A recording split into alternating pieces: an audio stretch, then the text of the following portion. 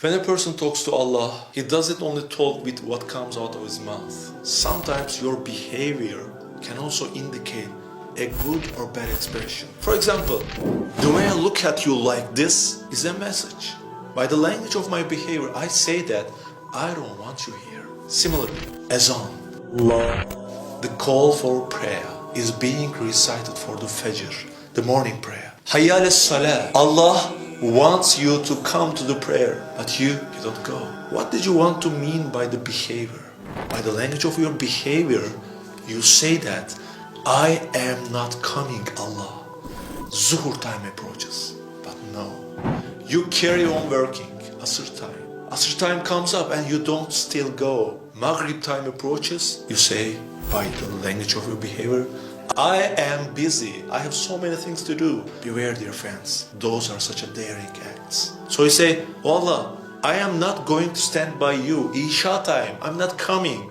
In the morning, I'm not coming. Zuhur, I will not come. While your boss fires you for minor reasons, if you insist on not doing the duty that he gives 3 times, 4 times, 5 times, you keep on not doing what your boss says. Just like this. If you insist on not doing the Creator's commands, what's going to happen, dear brothers? If you don't obey, if you don't fulfill His commands, this act is called rebellion. If you do not keep the commandments of a king, what happens? You will be called rebellious. Are you aware of against who we are rebelling? You can't rebel against your boss, but you rebel against Allah. Don't you know that you're rebelling with your act of not obeying? You persist in the morning, I'm not coming, not going to pray, means that I don't care. I don't care. And then and then you hear azan, you start not to care. You're not aware of the azan. It doesn't mean anything to you. Brother, just check yourself. Let's check ourselves. It is said that it's easy. We just don't pray in this world, and we're going to go to hell, and then we will go to heaven. It will be a few years that we will be in hell. Is it that easy, brother? Not praying, not performing the Salah is a major sin. While Salah is mentioned more than 70 times in the Quran, what is your act? I don't care. I have more important things to do. Dear Allah, there are more important things to do, more important than acts of Salah and worship. And you keep on doing your work. By these acts, brother, you're being such an unscrupulous and ungrateful. So you say, oh Allah, I am willing to work for 12 hours for just $1,000. I can sell my soul to my boss to be rewarded by some bonus money. But the eternal heaven, Jannah, I don't care about it. It's not in my field of interest. My interest is in money.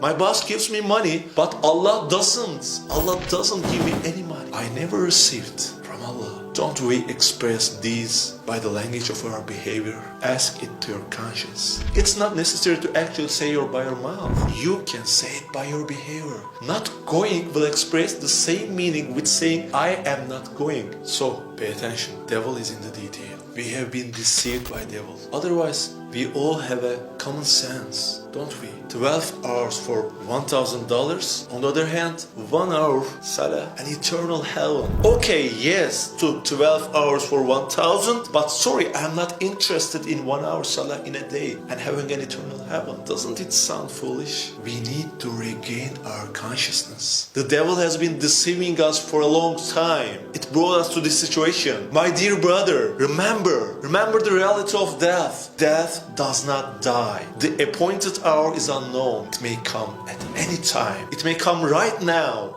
Grave cannot be closed. People enter the grave constantly. Let me tell you what to do. Go home, dear brother. And today, you are going to break the back of the devil. Bring your prayer rock, lay it on the floor. Raise your hands. Just raise your hands to start. Raise your hands to say Allahu Akbar. Stop saying, no brother, I'm tired. I can't do this. I'm busy. I will do that later. Stop saying these reasons. I can't pray. I can't do that. How am I supposed to pray when I have so many sins? My dear brother, that's enough. That's enough.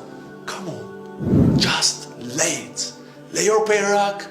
How could one be such a fool? An eternal heaven. Listen, brother.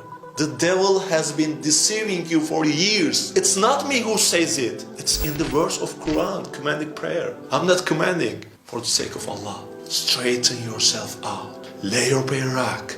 No matter what you are in. Even if your mom and dad oppose it. Even if the whole world will be against you. Lay the prayer rack. Raise your hands for your Creator. Wave aside the world with your hands. And stay focused. Focused on Allah. Say Allahu Akbar. Allah, you are the greatest. Submit yourself to Allah. Prostrate yourself before Allah. You know, the Salah is essential. The Miraj for a believer. It's a conversation between Allah and you. You have an appointment with Allah. And the Isha prayer. Don't you want to communicate with Him? Come on. Lay the prayer rack. Raise your hands. Wave aside the world with your hands. And fold your hands and say, my Lord, my heart is only satisfied when I remember you. Dear Allah, these worldly things do not satisfy my heart. Brother, pray to Allah. Say, dear Allah, let me maintain the action of prayer. Make me walk in the right way, straight path. Your commandments. Lay the prayer rack. Whatever happens, today is your day. Now, what is your answer to your Creator? No, I am not going to pray. Or yes, today is I